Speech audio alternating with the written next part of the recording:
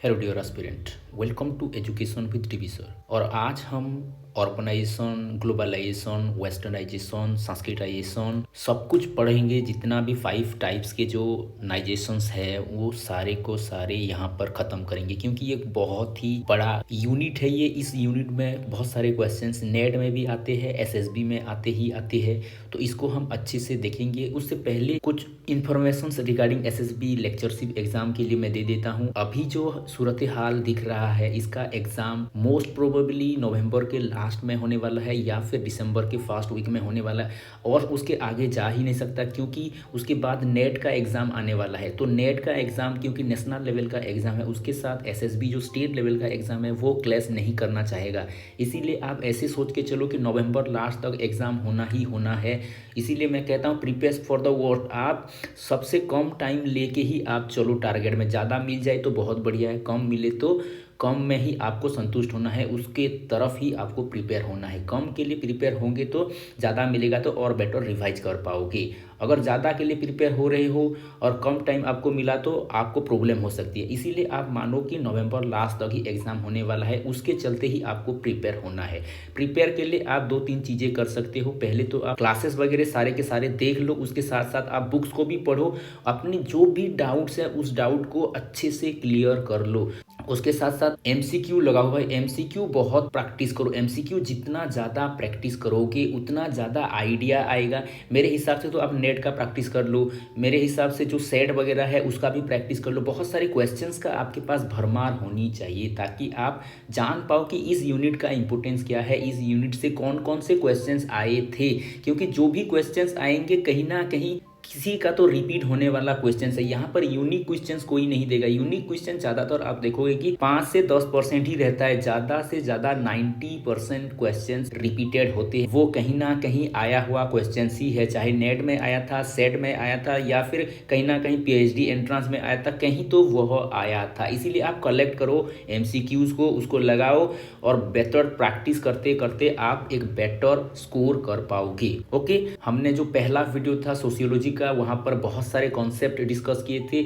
Educational sociology, sociological education, फिर हो गया सोशलाइजेशन के बहुत ही डीप लेवल का वहाँ पर डिस्कस किया था। फिर जो दूसरा वीडियो है वहाँ पर सोशियोलॉजी के रिलेटेड जो भी प्रोसेसेस है उसका सारा कुछ डिस्कस किया हुआ है। बहुत ही कॉम्प्रिहेंसिव वीडियो है, जैसे कि सोशल चेंजेस हो गया, social stratification, mobility, social norm, social control, ये सारा कुछ हमने डिस्कस किया है। उसके साथ साथ पीयूआईक्यू भी डिस्कस किया है। कम से कम तो 40 या 50 क्वेश्चन वहाँ पर डिस्कस किए हुए हैं।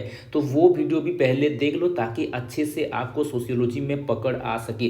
क्योंकि बाकी जो कॉन्सेप्ट है ना, बाकी कॉन्सेप्ट में आपको कॉन्सेप्चुअल क्लैरिटी बहुत चाहिए, स्टैटिक डाटा बहुत चाहिए, लेकिन यहाँ पर बस कॉन्सेप्ट ही क्लियर हो जाए तो आराम से आप 20 क्वेश्चंस में से कम तो 18-19 क्वेश्चंस ऐसे ही निकाल लोगे। ओके, तो इसी तरीके से आप पढ़ोगे तो अच्छे से स्कोर कर पाओगे। ओके, तो ये तो है प्रिपरेशन का स्ट्रेटेजी। फिर हम देख लेते हैं इस चैप्टर का इंपॉर्टेंस क्या है, इस चैप्टर को क्यों इंपॉर्टेंट कहा जाता है, वो पढ़ के ही जानेंगे। तो यहाँ पर 5 तरह के हम पढ़ेंगे। ऑर्गेनाइजेशन हो गया, ग्लोबलाइजेशन हो गया, वेस्टर्नाइजेशन हो गया, मॉडर्नाइजेशन हो गया, संस्कृताइजेशन हो गया। ये 5 तरह के कॉन्सेप्ट को हम यहाँ पर डीपली क्लैरिफाई करेंगे। तो बहुत कुछ आपको जानने को मिलेगा इसी वीडियो में। देरी न करते हुए वीडियो को स्टार्ट करते हैं।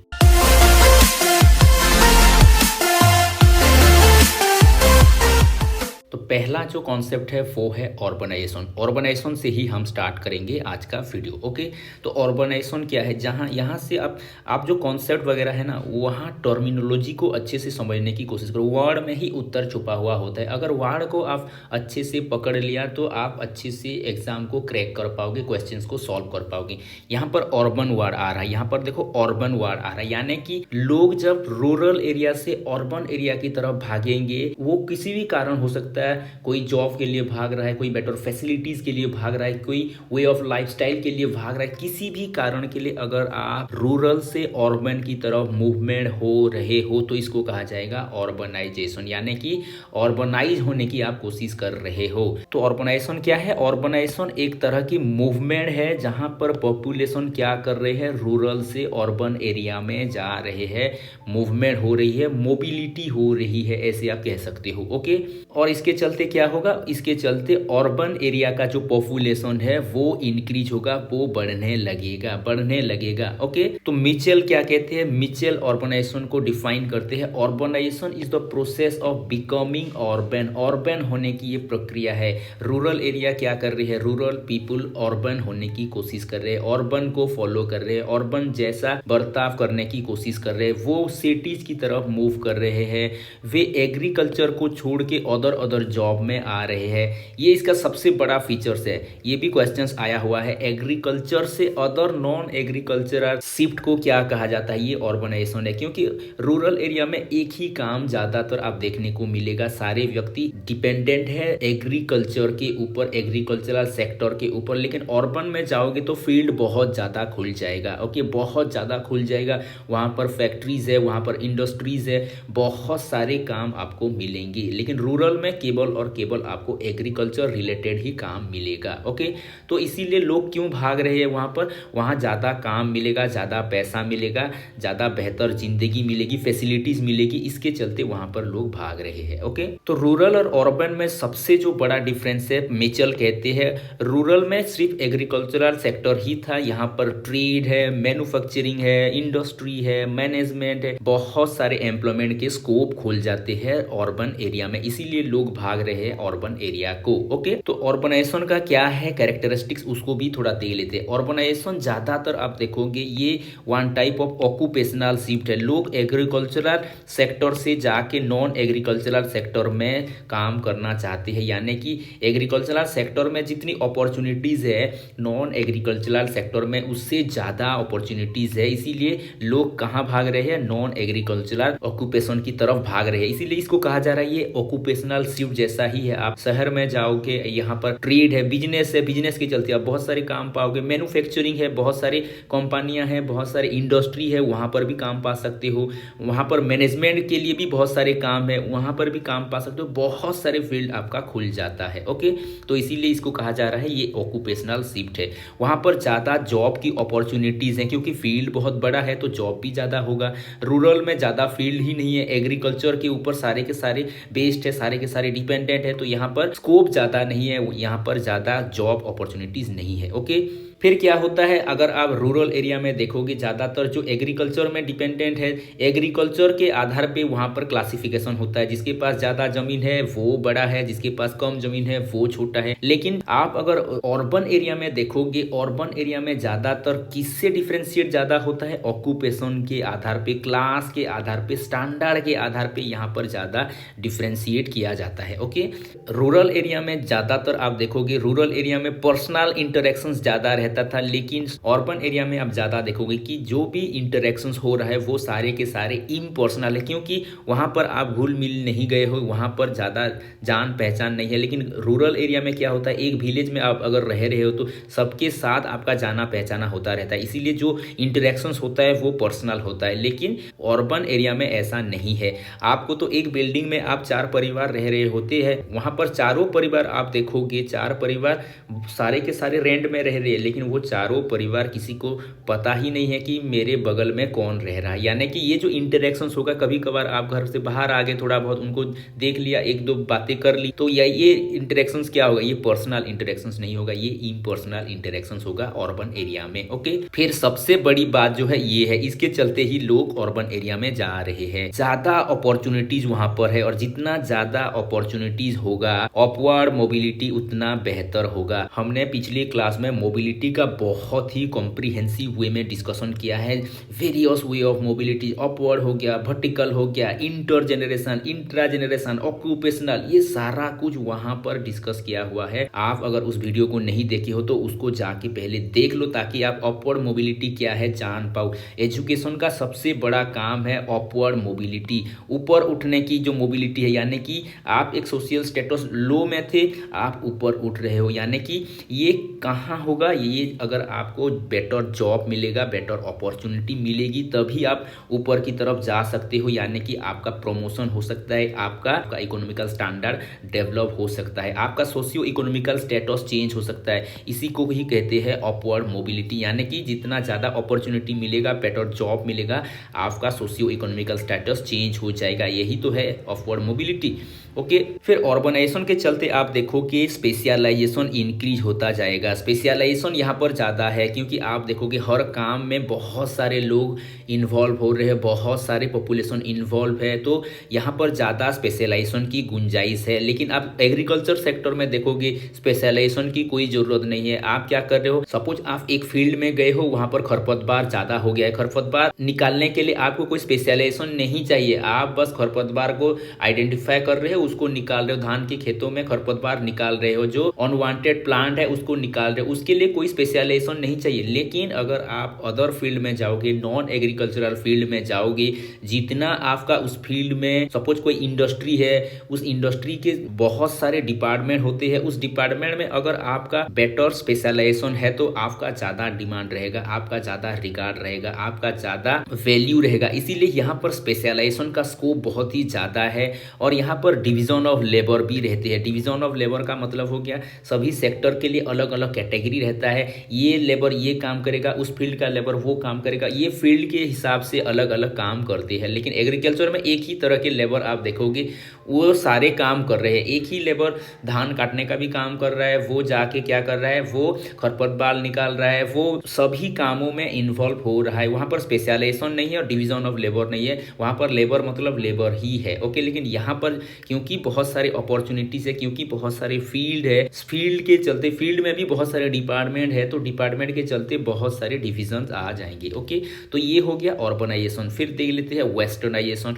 वेस्टर्नाइजेशन का कॉन्सेप्ट जो पहले दिया गया है वो दिए है एम.एन. श्रीनिवासन ने। एम.एन. श्रीनिवासन का जो बुक है, जो कुर्क के ऊपर ज़्यादा इन्होंने रिसर्च किया था। एम.एन. श्रीनिवासन को हमने पहले वीडियो में भी देखा था कि वो कोई अगर कनेक्ट कर पा रहा है तो इनका जो गुरु थे, जिनको हम फादर ऑफ इंडियन सोशियोलॉजी कहते हैं, उनका नाम कमेंट बॉक्स में लिखो। मुझे जानना है कि कौन पढ़ रहा है और कौन नहीं पढ़ रहा है। एम.एन. श्रीनिवासन के गुरु one of the greatest sociologist of India है, जिन्होंने सोशियोलॉजी के फील्ड में इंडिया को बहुत ही आगे ले गए हैं, बहुत ही हाई लेवल के ले गए हैं, क्योंकि ये कैम्ब्रिज से पढ़ के आए थे और इन्होंने ही इन्हों के जो गुरु थे मुंबई में पहला डिपार्टमेंट खोला था और ये इंडियन के हिसाब से पहले एचओडी थे और ये इंडियन जो सोशियोलॉजिकल एसोसिएशन होता है इसका भी संस्थापक है। तो कौन है वो, उनका नाम कमेंट बॉक्स में लिखो, इंडियन सोशियोलॉजी के फादर। ओके, तो एम.एन. श्रीनिवासन उनके शिष्य थे, एक बहुत ही बड़े विचारक है, बहुत ही बड़े सोशियोलॉजिस्ट है। ये वेस्टर्नाइजेशन का जो शब्द है इन्होंने ही पॉपुलर किया है, इन्होंने ही फर्स्ट कॉइन किया है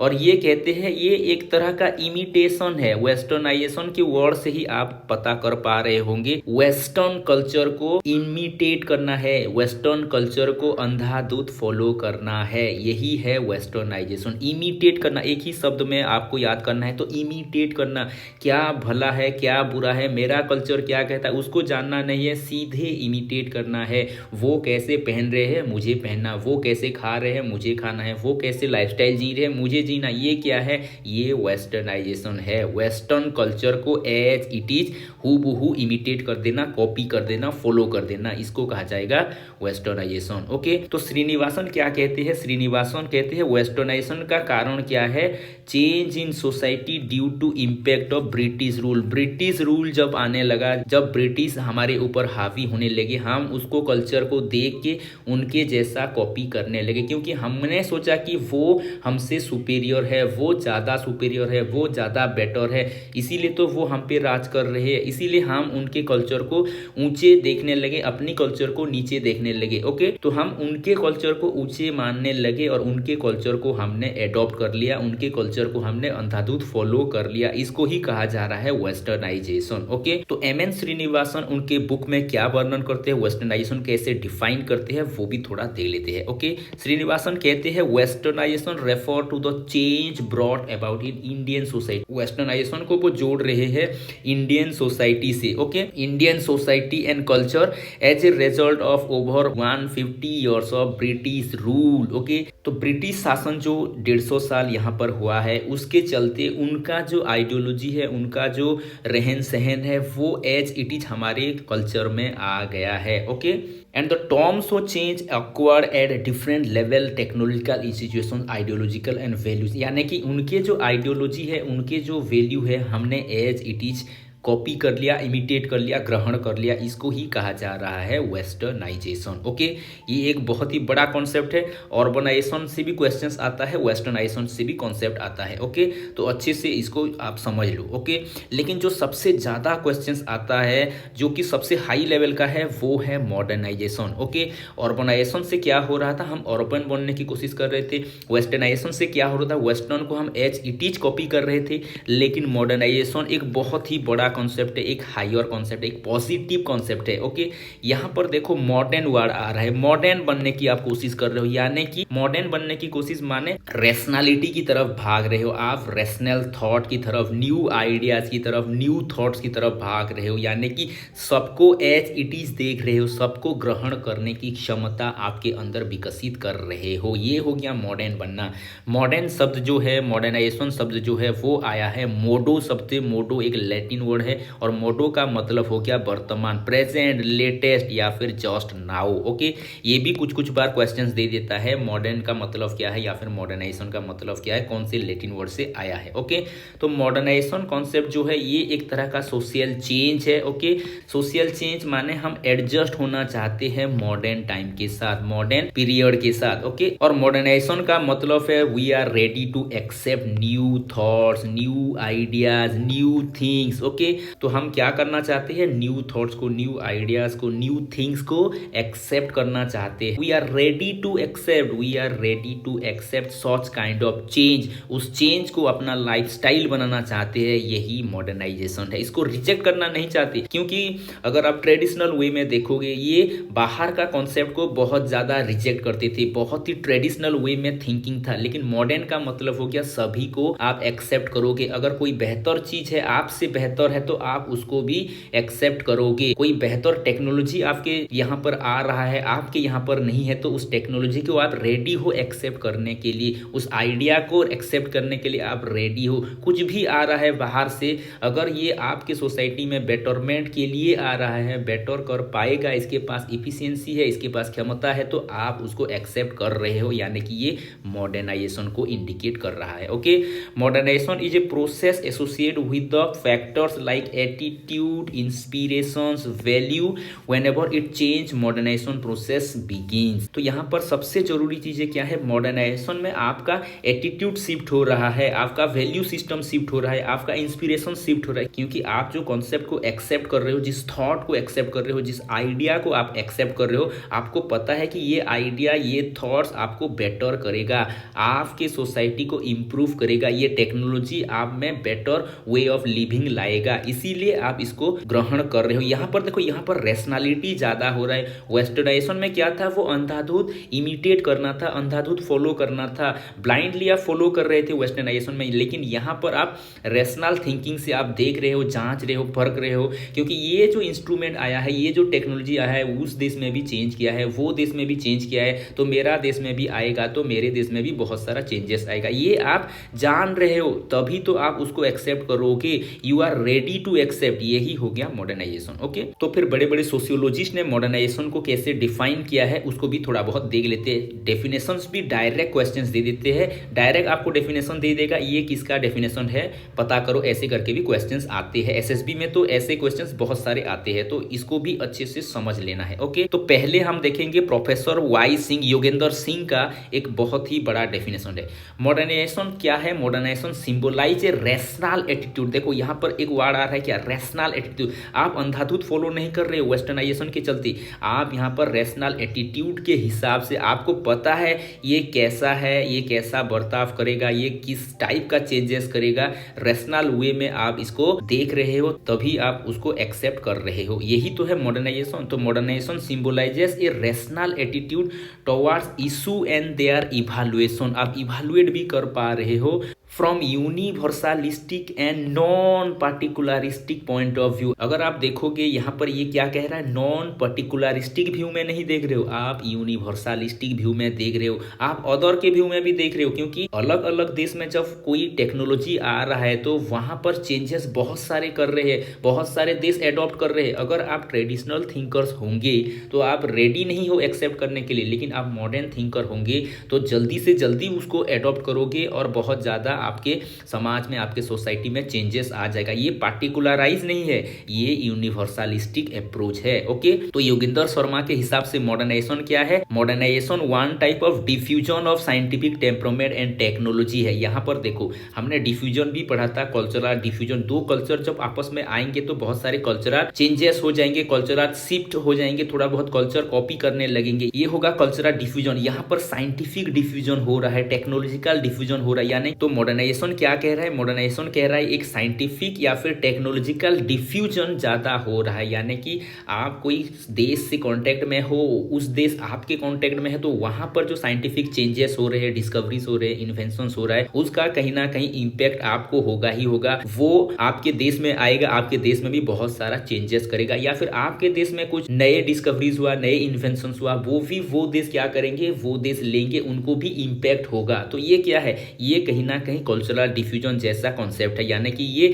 साइंटिफिक डिफ्यूजन है, टेक्नोलॉजिकल डिफ्यूजन है, ये कहना है योगेंद्र सिंह का। फिर मोर क्या कहते हैं? मोर कहते हैं modernisation is a revolutionary change. Revolutionary change है, ये क्रांतिकारी चेंज है, बहुत हाई लेवल का ये ट्रांसफॉर्मेशन क्रिएट करता है, परिवर्तन करता है। ट्रेडिशनल वे में देखोगे, ट्रेडिशनल वे में ज़्यादा चेंजेस नहीं होते, लेकिन मॉडर्नाइजेशन में क्योंकि ये एक्सचेंज की बात कर रहा है, क्योंकि ये अदर टेक्नोलॉजी को एडॉप्ट करने की बात कर रहा है, अदर आइडियाज को एडॉप्ट करने की बात कर रहा है। जब आप देखोगे सोसाइटी को आप ज़्यादा बेहतर करने की कोशिश करोगे तो आपको बहुत सारे आइडियोलॉजी को अपनाना पड़ेगा, बहुत सारे टेक्नोलॉजी को अपनाना पड़ेगा, बहुत सारे थॉट पैटर्न को अपनाना पड़ेगा, और इसके चलते आपको मॉडर्न होना पड़ेगा। मॉडर्नाइजेशन के चलते ही आप बेटर ट्रांसफॉर्मेशन क्रिएट कर सकते हो। इसीलिए मूर क्या कह रहे? ये कह रहे ये एक तरह के क्रांतिकारी बदलाव है, रेवोल्यूशनरी चेंज है ये। ओके, तो मॉडर्नाइजेशन में आप ज्यादा देखोगे कि ये टेक्नोलॉजिकल एडवांसमेंट की ज्यादातर बात करेगा। ओके, मॉडर्नाइजेशन ज्यादातर रिलेट होगा टेक्नोलॉजी से। ओके, और टेक्नोलॉजी के चलते ज्यादातर इकोनॉमिकल प्रोस्पेक्ट्स में ज्यादा एडवांसमेंट आएगा, लोगों में बेहतरी आएगी, ज्यादा इनकम हो पाएगा, ज्यादा प्रोडक्शन हो पाएगा, वेरियस फील्ड में इकोनॉमी ज्यादा बेटर से ग्रो कर पाएगा। तो ये कहना है मूर का। ओके, फिर अलाटस क्या कहते हैं? अलाटस कहते हैं मॉडर्नाइजेशन वो प्रोसेस है जहां पर साइंटिफिक नॉलेज को इंट्रोड्यूस किया जाता है सोसाइटी में। ओके, क्योंकि सोसाइटी, बहुत सारे सोसाइटी ऐसे भी रहते हैं कंजर्वेटिव सोसाइटी टाइप के, वो ज्यादातर रेडी नहीं है अदर आइडियाज को, साइंटिफिक नॉलेज को एक्सेप्ट करने के लिए। उसके चलते वो बैकवर्ड रह जाते, वो बहुत ही पिछड़े लेवल में रह जाते हैं। लेकिन जो मॉडर्न होंगे, जो रैशनल थिंकिंग में ज्यादा बिलीव करते होंगे, वो क्या करेंगे? साइंटिफिक नॉलेज को एक्सेप्ट करेंगे, साइंस को एक्सेप्ट करेंगे, इन्वेंशन को एक्सेप्ट करेंगे, टेक्नोलॉजी को एक्सेप्ट करेंगे for the betterment of the society. ये ओपन सोसाइटी है, ये लिबरल सोसाइटी है, ये मॉडर्न सोसाइटी है। ओके, और इसका अल्टीमेट पर्पस क्या होगा? Achievement a better and more satisfied life. इसके द्वारा हम बेटर अचीव कर पाएंगे और बेटर लाइफ कर पाएंगे, सैटिस्फाइड लाइफ कर पाएंगे। ओके,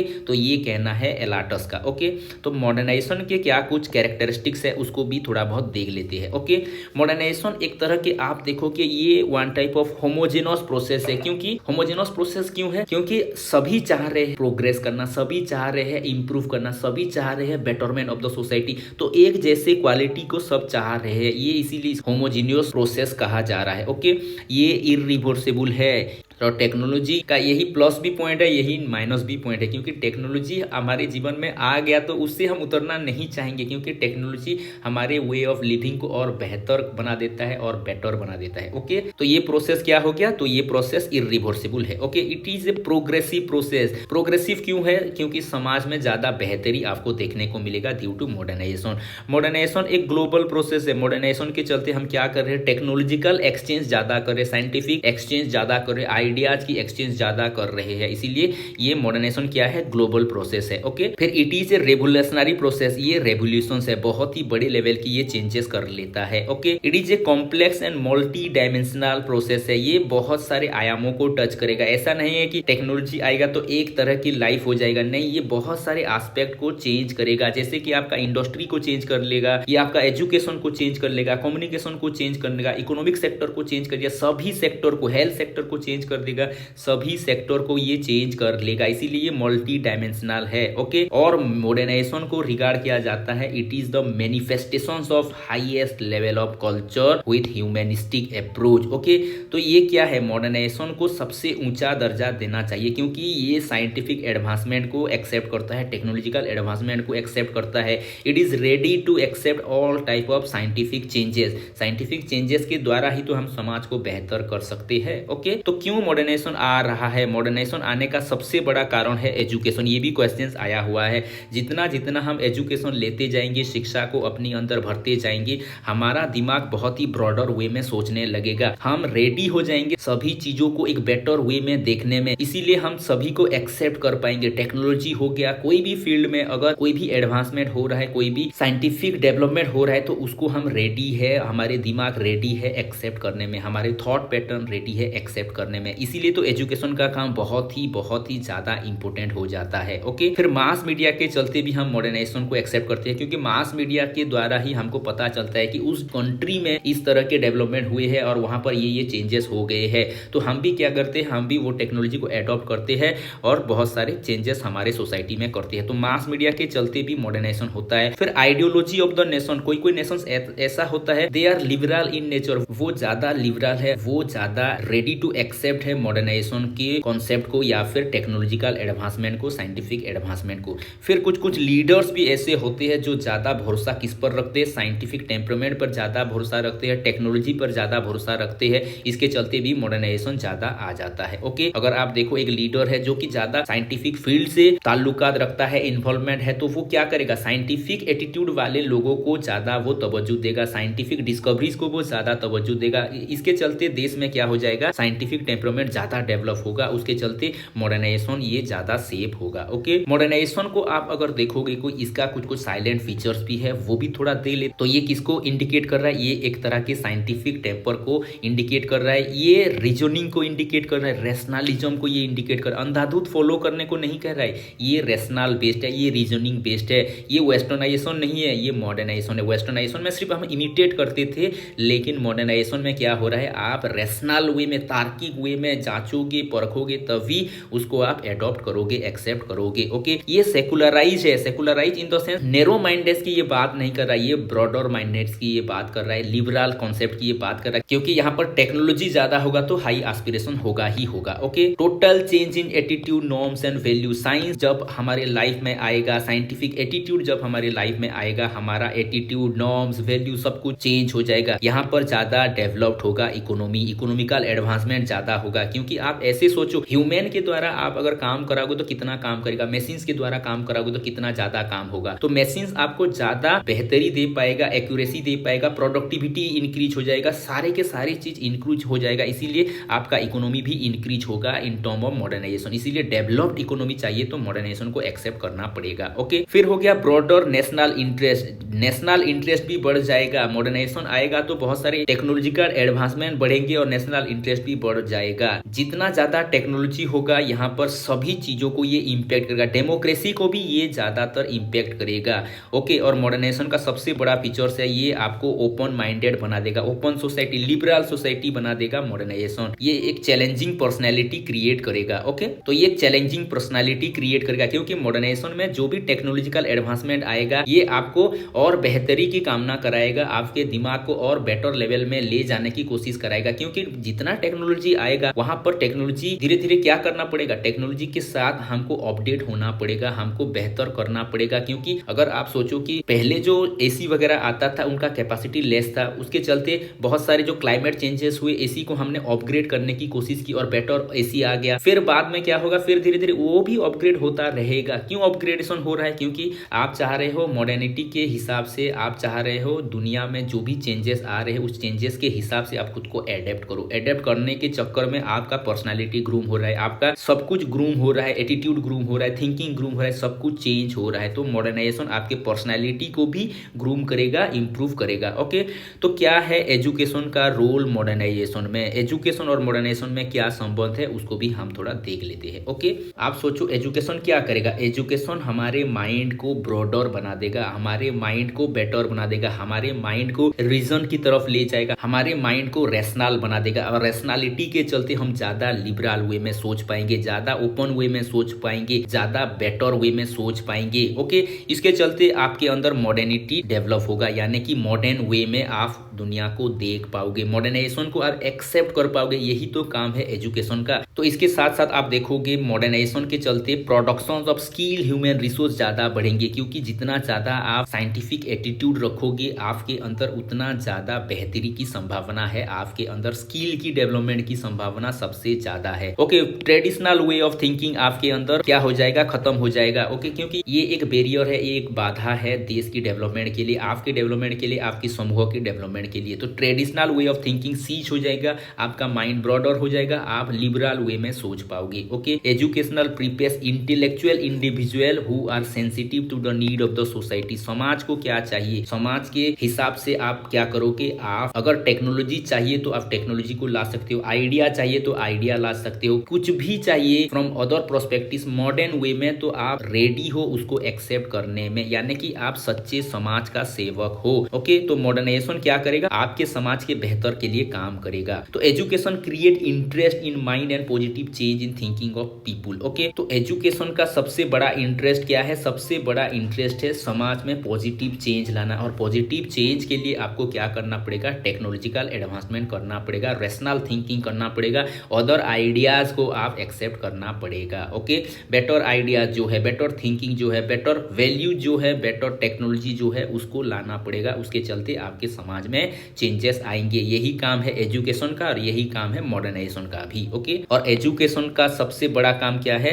एजुकेशन हेल्प करेगा मॉडर्नाइजेशन को एक्सीलरेट करने में। ये भी क्वेश्चंस आया है, एजुकेशन के द्वारा सबसे ज्यादा मॉडर्नाइजेशन एक्सीलरेट होता है, त्वरान्वित होता है। ओके, तो ये हो गया मॉडर्नाइजेशन। मॉडर्नाइजेशन के चलते बहुत सारे क्वेश्चंस आते हैं, चाहे वेस्टर्नाइजेशन में नहीं आए चाहे अर्बनाइजेशन में नहीं आए, लेकिन मॉडर्नाइजेशन में क्वेश्चंस आते ही आते हैं। ये सबसे इंपॉर्टेंट है, क्योंकि ये समाज के प्रोस्पेक्टिव में आप देखोगे, समाज अर्बनाइजेशन ना हो तो भी चलेगा, वेस्टर्नाइजेशन ना हो तो भी चलेगा, लेकिन मॉडर्नाइजेशन नहीं होगा तो समाज का प्रोग्रेस नहीं होगा। ये बहुत ही इंपॉर्टेंट कॉन्सेप्ट है इन टर्म ऑफ सोसाइटी, इसीलिए मॉडर्नाइजेशन के ऊपर क्वेश्चंस आते ही आते हैं, आपको अच्छे से पढ़ के जाना है। ओके, फिर जो नेक्स्ट कॉन्सेप्ट है सांस्कृतिजाइजेशन। सांस्कृतिजाइजेशन क्या है, सांस्कृतिजाइजेशन एक कॉन्सेप्ट है जो कि प्रोफेसर एम.एन. श्रीनिवासन ने दिया है। ये इंडियन सोशियोलॉजिस्ट है, बहुत ही बड़े विचारक है। तो एम.एन. श्रीनिवासन का एक बहुत ही फेमस बुक है जो कि 1952 में पब्लिश हुआ। उन्होंने रिसर्च किया, कुर्क संप्रदाय जो साउथ इंडिया में रहते हैं वहां पर इन्होंने स्टडी किया, और इन्होंने उनके स्टडी के ऊपर उनका जो ट्रेडिशन है, उनका जो वे ऑफ थिंकिंग है उसको गहराई में समझने की कोशिश की, और उसके ऊपर इन्होंने एक बुक लिखा जो कि है religion and society among the Coorgs of South India. Coorg का स्पेलिंग गलत है, ये होता है COORGS। ओके, कुर्क। तो कुर्क संप्रदाय के ऊपर इन्होंने जो स्टडी किया, जो देखा, उसी के आधार पे इन्होंने एक वर्ड यूज कर दिया सांस्कृतिजाइजेशन। सांस्कृतिजाइजेशन का मतलब क्या, इन्होंने पहले तो यूज किया ब्राह्मणाइजेशन, ब्राह्मणाइजेशन वर्ड यूज किया, क्योंकि जो कुर्क के कास्ट होते हैं वो क्या करते हैं, वो ब्राह्मण कास्ट या फिर अपर कास्ट जो होते हैं उस एरिया के, वहां के कुछ कुछ ट्रेडिशन को एज इट इज कॉपी करने लगते हैं, एज इट इज उनके लाइफस्टाइल में आ जाता है। ये है ब्राह्मणाइजेशन। इन्होंने फिर ब्राह्मणाइजेशन को रिप्लेस कर दिया एक वर्ड के साथ, ये हो गया सांस्कृतिजाइजेशन। सांस्कृतिजाइजेशन बहुत बार क्वेश्चंस आया है, इसको अच्छे से आप याद कर लो। ये क्या है, जो डेफिनेशन है डायरेक्ट एज इट इज आया हुआ है, 2018 में आया हुआ है, अच्छे से इसको आप याद कर लो। ये नेट की प्रोस्पेक्टिव में या फिर SSB के प्रोस्पेक्टिव में बहुत ही इंपॉर्टेंट है। तो ये क्या कहते हैं, ये कहते हैं it is a process by which a low caste और a tribe changes its custom, rituals, ideology and a way of life in the directions of a high and frequently twice born caste. यानी कि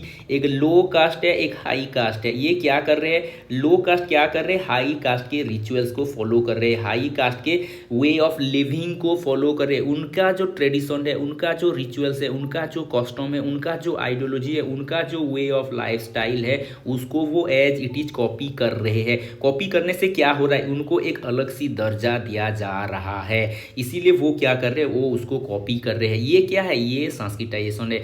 अगर आप ऐसे देखोगे high cast, अगर just example के रूप में देखो, क्योंकि अभी तो बहुत सारे चेंजेस हो रहे हैं, ब्राह्मणिज्म में अगर आप देखोगे ब्राह्मण कास्ट जैसे रहते हैं ये ज़्यादातर क्या करेंगे, ये ज़्यादातर सेलिब्रेट लाइफ जिएंगे या फिर आप देखोगे रिचुअलिस्टिक लाइफ ज़्यादा जिएंगे या फिर इनका एक खाना पीना एक अलग से लेवल में रहता है। ये ज़्यादातर क्या होते हैं, ये ज़्यादातर वाइन वगैरह नहीं पियेंगे या फिर ज़्यादातर वेज खाएंगे, नॉन वेज नहीं खाएंगे। ये क्या है, इनका वे ऑफ लिविंग है। ओके, और जो लो कास्ट में रहता है इनमें कोई रूल रेगुलेशन नहीं रहता, वो ज़्यादातर नॉन वेज खाते हैं, वाइन वगैरह लेते हैं, ये ज़्यादातर रहता है। लेकिन कुछ कुछ व्यक्ति ऐसे रहते हैं इस कास्ट में जो यहाँ के जो ट्रेडिशन है ये क्या करेंगे, ये नॉन वेज नहीं खाएंगे, ये वाइन नहीं पिएंगे।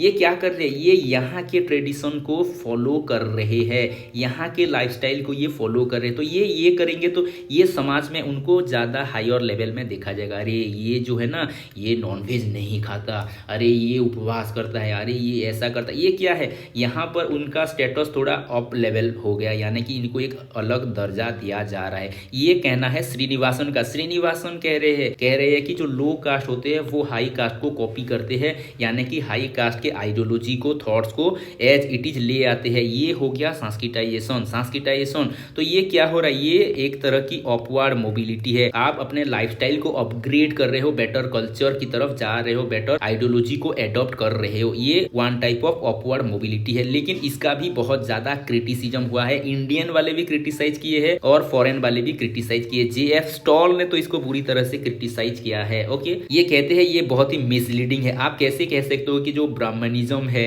जो हाई कास्ट है, उनका ही ये बिहेवियर है, ये बिहेवियर अदर कास्ट में भी तो होता है। आप कैसे कह सकते हो कि ये इनका निजी प्रॉपर्टीज है, कोई कस्टम, कोई ट्रेडिशन, कोई फीलिंग्स, कोई एटीट्यूड, कोई व्यवहार किसी ट्रेडिशन कोई व्यक्ति का नहीं होता। उन्होंने भी किसी से देख के सीखा हुआ होगा या फिर कोई पेरेंट्स ने उनको सिखाया, कोई पेरेंट्स किसके देख के सीखा हुआ होगा। तो आप ऐसे नहीं कह सकते ये जो वे ऑफ लिविंग ले रहे हैं ये उनका प्रॉपर्टीज है, ऐसे आप कह नहीं सकते। इसीलिए जेएफ स्टॉल ने इनको बहुत ज्यादा क्रिटिसाइज किया है। ओके, फिर हमारे इंडिया में जो योगेंद्र सिंह है इन्होंने भी क्रिटिसाइज किया है। ये ज्यादातर किसको क्रिटिसाइज करता है, ये क्रिटिसाइज करता है आप जो सांस्कृतिक दे रहे हो, आप अभी के सिनारियो को देख के इसको दे रहे हो, लेकिन आपने जो कल्चरल चेंज हुआ पास्ट में उसको तो आप नेग्लेक्ट कर रहे हो, उसको तो आप देख ही नहीं रहे हो। क्यों ये हो रहा है, पास्ट में क्या इसका रेपोकर्सन था, पास्ट में क्या इम्पैक्ट हुआ था, वो आप देख नहीं रहे हो। अभी के सूरत हाल में आप क्या कर रहे हो, कुर प्रजाति के ऊपर आपने स्टडी कर लिया और ये थ्योरी दे दिया। ये बहुत ही गलत है, ऐसे कहना है योगेंद्र सिंह का। और डी.एन. मजूमदार, ये भी बड़े सोशियोलॉजिस्ट है, डी.एन. मजूमदार ने तो ऐसे कह दिया है कि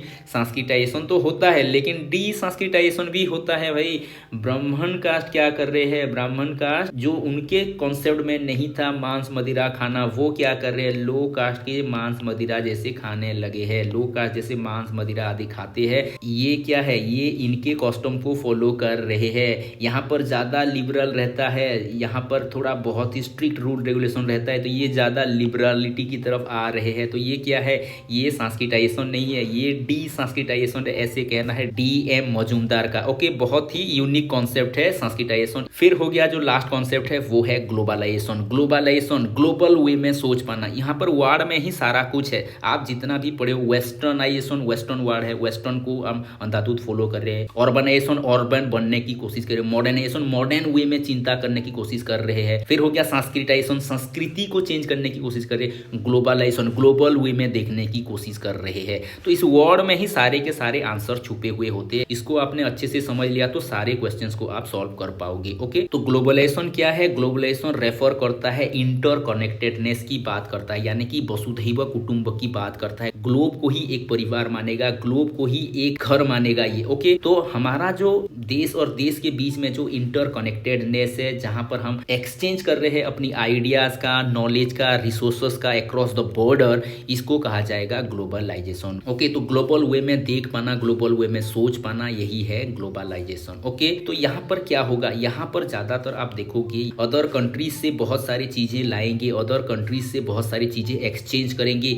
हम ज्यादातर उनके ऊपर डिपेंडेंट भी रहेंगे, वो भी हमारे ऊपर डिपेंडेंट रहेगा, क्योंकि हमारे यहाँ भी बहुत सारे कॉन्सेप्ट डेवलप होते हैं, बहुत सारे आइडियाज, नॉलेज, रिसोर्सेज रहते हैं। जैसे कि ऐसे मानो कि इंडिया में ज्यादा चाय होता है, चावल ज्यादा होता है, ये चाय ज्यादा एक्सपोर्ट करते हैं, चावल ज्यादा एक्सपोर्ट करते हैं। तो आइडियाज हो गया, नॉलेज हो गया, रिसोर्सेस हो गया, ये सारा कुछ कहाँ जा रहा है, सारा कुछ अदर कंट्री में भी जा रहा है। तो ये क्या है, ये ग्लोबल वे में देख पाना है, इसको ही ग्लोबलाइजेशन कहते हैं। ओके, ये क्या फैसिलिटेट करेगा, ये फैसिलिटेट करेगा हम वर्ल्ड वाइड कैसे कनेक्टेड हो पाए। ज्यादातर वर्ल्ड वाइड सिस्टम में हम क्या क्या करेंगे, कोलाबोरेट करेंगे, नए नए इन्वेंशंस क्रिएट करने की कोशिश करेंगे, हमारे जो बेस्ट प्रैक्टिसेस है वो शेयर करने की कोशिश करेंगे। बहुत सारे देश क्या है, बहुत सारे देश मिल के बहुत सारे रिसर्च के ऊपर काम कर रहे हैं, इनोवेशंस के ऊपर काम कर रहे हैं, नई आइडिया नई थॉट्स के ऊपर काम कर रहे हैं। ये क्यों हो पा रहा है, ये हो पा रहा है ग्लोबलाइजेशन के चलते, क्योंकि आपने अक्रॉस द बॉर्डर आइडियाज को, नॉलेज को, रिसोर्स को, इवन पर्संस को आपने क्या किया है, एक्सचेंज किया है, आपने कनेक्ट किया है, आपने भेजा है, ताकि आप एक बेटर वर्ल्ड की कल्पना कर पाओ, बेटर दुनिया की कल्पना कर पाओ। Okay, globalisation has open of new avenue for educational growth, क्योंकि एजुकेशन में आप अगर एडवांसमेंट चाह रहे हो तो टेक्नोलॉजी को आपको एडॉप्ट करना पड़ेगा, न्यू आइडियाज को आपको एडॉप्ट करना पड़ेगा। तो न्यू आइडियाज आपको देखना पड़ेगा कि बाहर के जो देश है, कौन से देश में ज्यादा बेटर एजुकेशन दिया जा रहा है, कौन सा बेटर टेक्नोलॉजी यूज किया जा रहा है, एजुकेशन के फील्ड में किसने रेवोल्यूशन ज्यादा किया है। तो उसको जब आप देखोगे तो उसको आप क्या करोगे, उस देश में वो टेक्नोलॉजी को आपको एडॉप्ट करोगे, उस टेक्नोलॉजी को, उस आइडियाज को आप अपने देश में लाओगे। तो ये क्या है, आप ग्लोबल वे में देख रहे हो कि उस देश का आइडिया मेरे देश में लाना है, उस देश का थॉट पैटर्न मेरे देश में लाना है,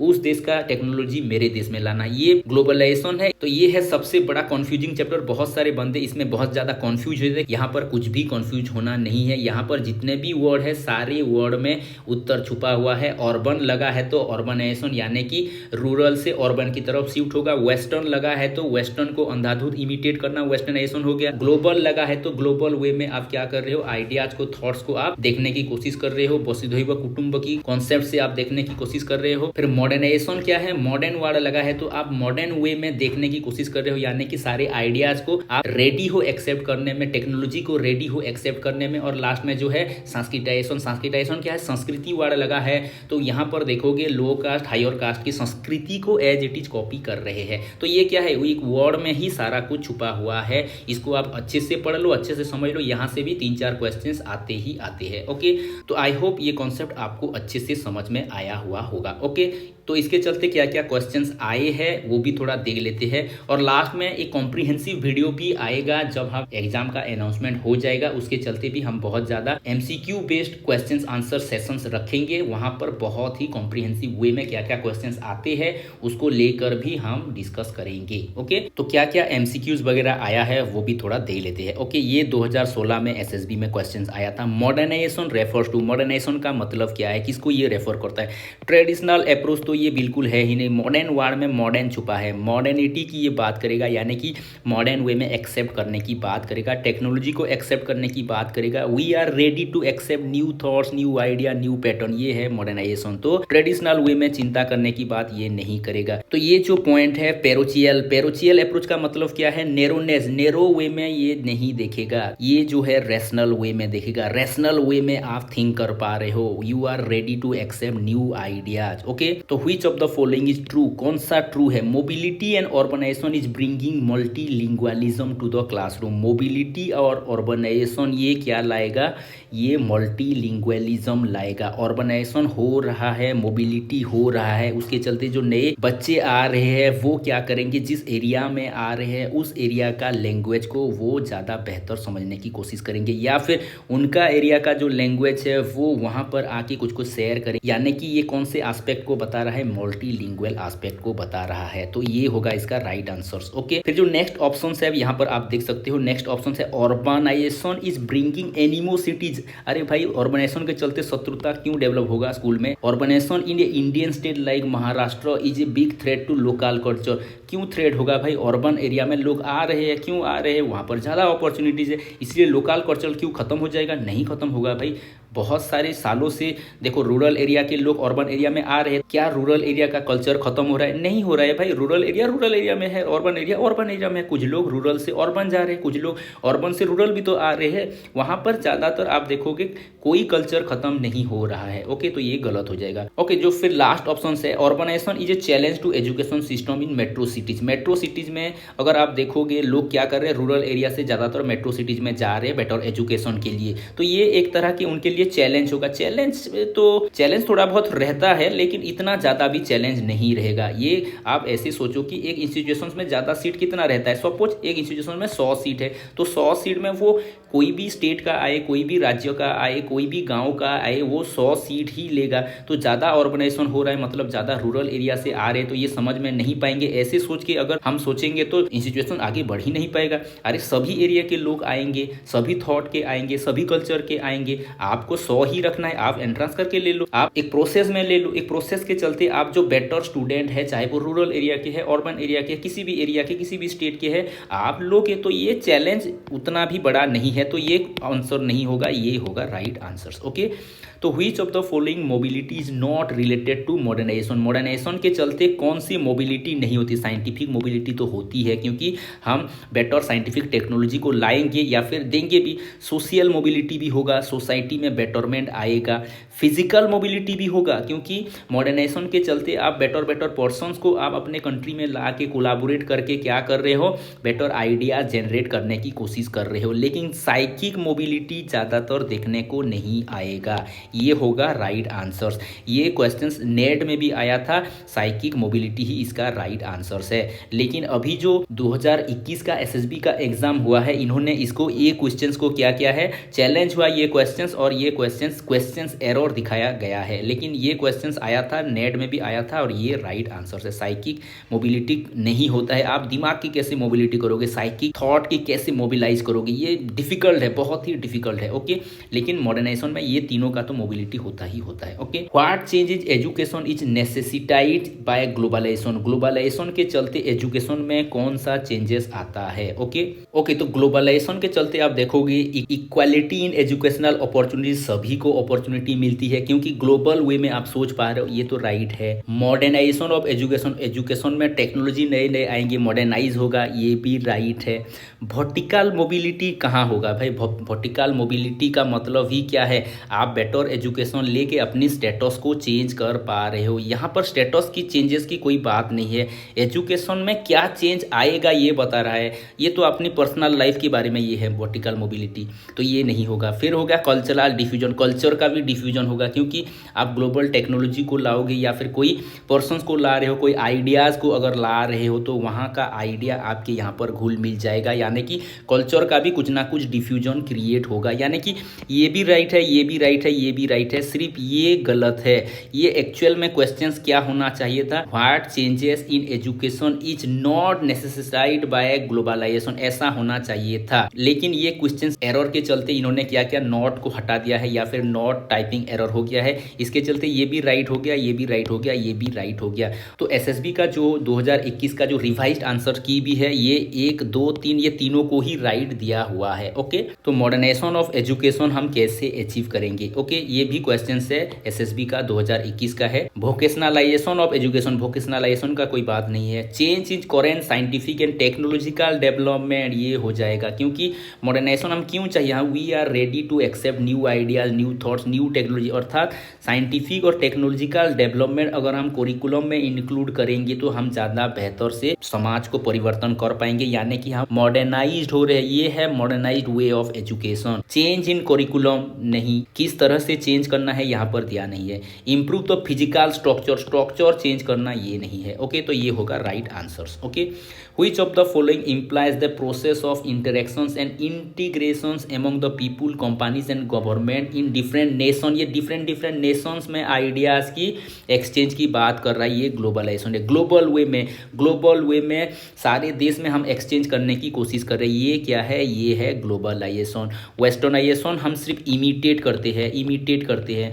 ऑर्बनाइजेशन ये रूरल से अर्बन में शिफ्ट हो जाता है। लिबराइजेशन ये ब्रॉडर माइंड की बात करता है, लेकिन एजुकेशन में लिबराइजेशन कॉन्सेप्ट नहीं है। ज़्यादातर आप ग्लोबलाइजेशन पढ़ोगे, ऑर्गनाइजेशन पढ़ोगे, वेस्टर्नाइजेशन पढ़ोगे, सांस्कृतिकाइजेशन पढ़ोगे।